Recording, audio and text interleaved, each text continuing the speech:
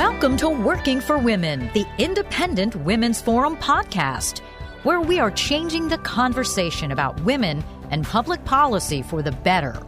Hey everyone, this is Carrie Lucas. I'm president of the Independent Women's Forum, and today I'm here with Julie Gunlock, IWF Senior Fellow, and we are going to be talking about a recent event. Schools had a big gun protest where kids marched out and took off time from school to protest a recent gun shooting, and Julie's going to tell us a little bit more about it. Julie, thanks so much for being with me. Thanks for having me, Carrie. Great. Can you give us just a little background of kind of what inspired the recent march out and what exactly it was? Sure. So this was the National School Walkout. It was actually organized by the Women's March, the same people who organized the Women's March right after President Trump was elected. So the same folks were behind it. It was in reaction to the shooting in Parkland, Florida, where Nicholas Cruz killed 17 people at the high school there. And so this, again, was a walkout for gun control. If you went to the National School Walkouts website, it said that they were encouraging Congress to pass aggressive and more restrictive gun control legislation. So, again, the organizers, they are a very well-developed network of community organizers, and obviously organizations like Moms Demand Action and Everytown, which are anti-gun organizations, were also promoting this. And there you had it. You had last Wednesday, a national walkout. Kids were encouraged to get up and walk out of school and stand in the parking lot, on the playground, wherever, in the grassy area in the front of the school, wherever their school had designated to meet. And some schools were not participating in this. And many did. I mean, actually, I think it's really important to keep in mind here, because I have been very agitated about this myself, and because my school, and we can talk about that, my school didn't just participate, or didn't just encourage kids to participate. They actually coordinated with, I think, the national organizers, but also some very active moms in the community to create special accommodations. So, but I think it is important, and I sort of write a lot on, like, everyone calm down. It's not as bad as it seems. A very small percentage of schools students participated in this. It seemed like, and certainly the organizers are going to make this seem like every single child walked out of school. But, it was mostly on the coast, mostly in liberal communities. And again, we can talk about that more, but that's kind of the broad overview. Yeah, it is interesting. It's important for parents to, I think, have a sense that this was a march specifically for gun control. When my oldest daughter, who's in middle school, started hearing about this, there was a lot of sense. She was like, "Oh, I think it's just to memorialize the loss of 17 lives." Right. Right. We're just it's like almost like a moment of prayer. In which case, she was thinking about taking part in it. And then I said, no, it's really, I don't think it's that. It's about that.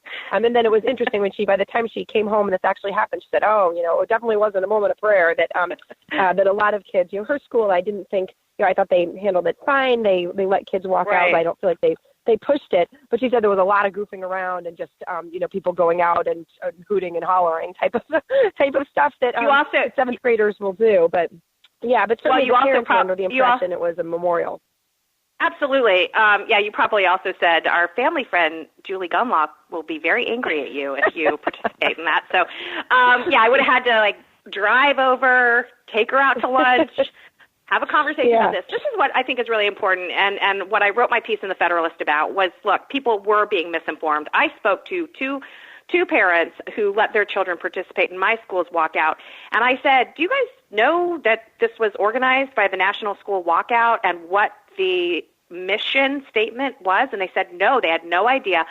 They said that they were told that it was just a memorial for the 17 victims.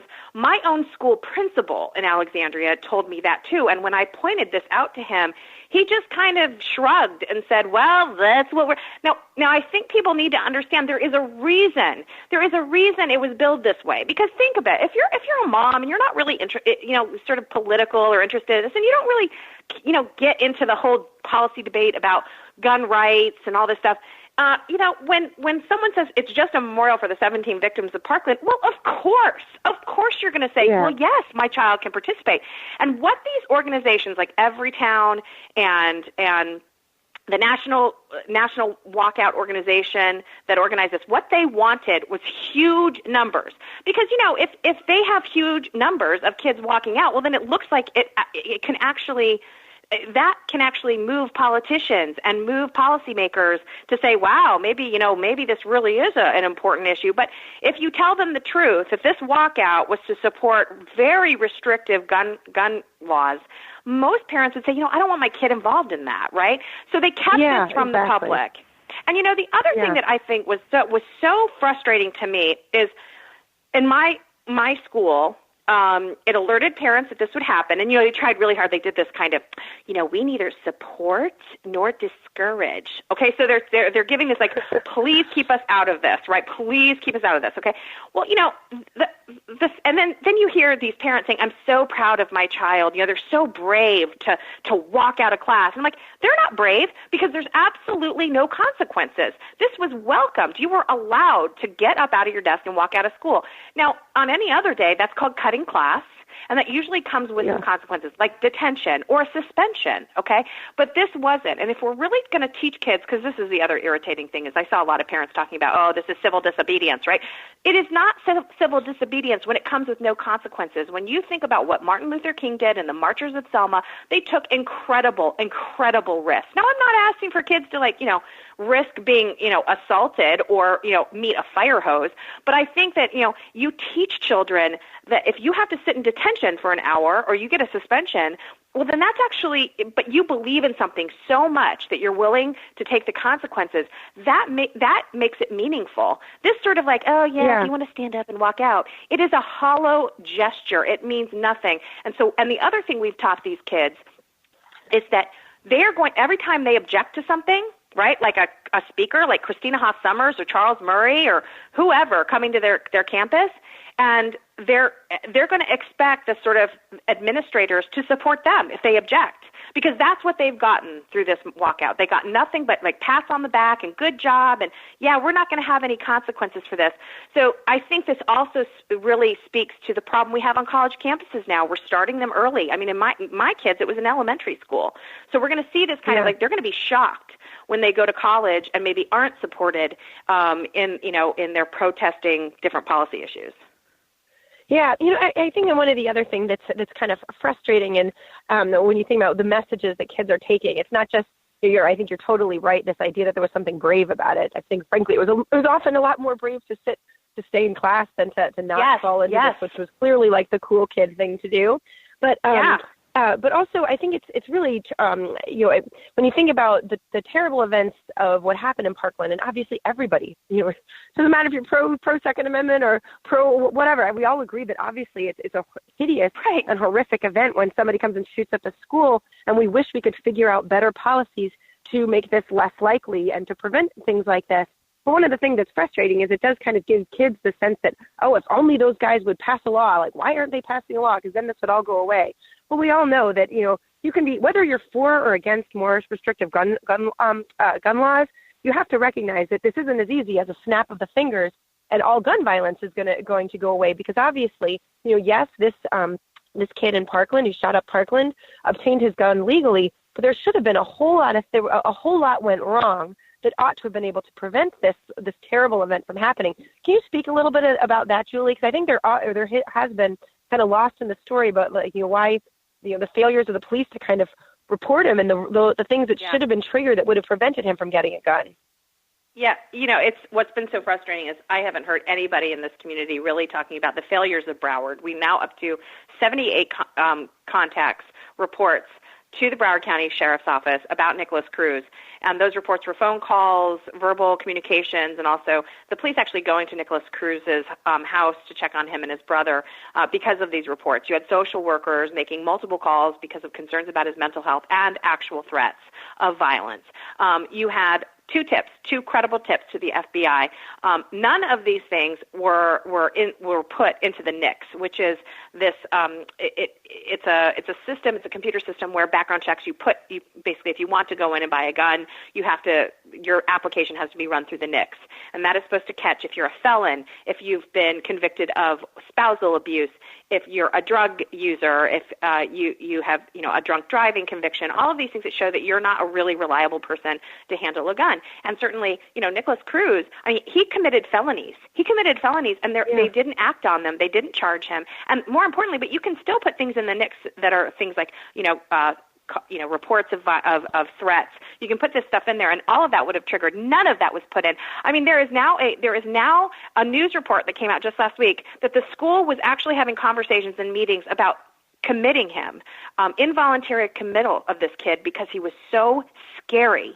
And so what frustrates me is I don't see anybody. I live in Alexandria, Virginia. I don't see anybody, and from my school superintendent and my mayor, talking about, has anyone met with the FBI field office? Has anyone met with the sheriff's office to figure out this damn thing?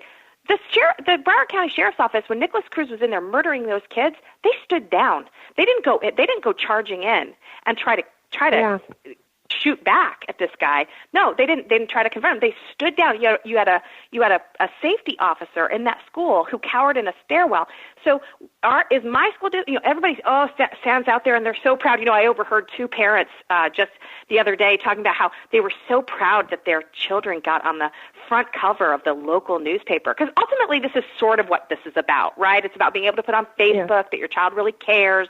It's being able to, send out this messages that we care, but really not really, accomplishing any changes. If these parents, look, I know these parents care and they feel bad and they want to do something, then meet with your local officials, your sheriff's office, the FBI field. All these people will take meetings. Meet with your school superintendent and say, hey, how much training has the school safety officer gotten? It's hard to watch. It's frustrating. And again, all of this big show was, it didn't. It's not going to accomplish anything. Yeah, it is, and I feel like that's one of the big things. That it seems that after each of these school shootings, it becomes such a political football, and then each time I feel like again, regardless of we can debate the what restrictions exist on the ability to buy guns and if those ought to be strengthened or not. But the kind of the toothpaste out of the tube. There's guns are there's a lot of people who already have guns in America. So obviously, gun laws are not the only thing that kind of are the solution to these school shootings. So we've got to think about what policies will make kids safer. And it sure doesn't seem like that's the real mission when it came to these recent events. That's right. That's a good point, Carrie. And I think, there's just been so many failures across the board. The last thing I will say is, at my school the day of, there is some video online. I pulled my kids out of school that day. I did not want them to see it or to be a part of that. And, you mentioned that it's really braver to sit in your seat. When they're billing this as a memorial to 17 students and your child continues to sit there because he knows the real reason. And that's terrible pressure. And I didn't want my children to have to deal with that. So I pulled them out. But there is video. And it was pretty remarkable what happened at my little school. I think they have estimates of 50 to 60 kids walked out. Now, we have a significant school population, so that's actually not that much. But they came out. The parents actually some parents had made signs and handed them signs. I talked to two parents. They didn't even know their kids were going to be handed a sign. And, the signs all said that's enough, 17 is too many, all these. But it was clearly adult handwriting. And then they laid down on the ground to sort of, I guess, mimic the deaths of these 17 kids. It was really gruesome. And the parents all surrounded these kids and were watching them, and there were tears. The mayor was there. There was press there. It was this big show. And to make these kids do this, sort of imitate this, honestly, it was really, it was pretty upsetting to me. I don't really understand why parents would allow their children to be a part of that. So it wasn't just a matter of the real issues to make schools safer isn't being discussed, and meetings aren't being held with the people who actually can make changes. The show was really, I think, disturbing, and it was, I think, using these children to push a political message and using them in a way that I think as parents was totally irresponsible. Yeah. Well, thank you so much, Julie. I think it really is important for parents to have a better sense of this so that for next time we can all be a little more prepared about what our kids are, what messages our kids are getting in the school, because a lot of us might not have known this. Thank you out there for listening. If for more information like this, please come visit us at IWF.org, where all issues are women's issues. If you enjoyed listening to this podcast, please give it a thumbs up, share it on social media, or stop by IWF.org for similar content.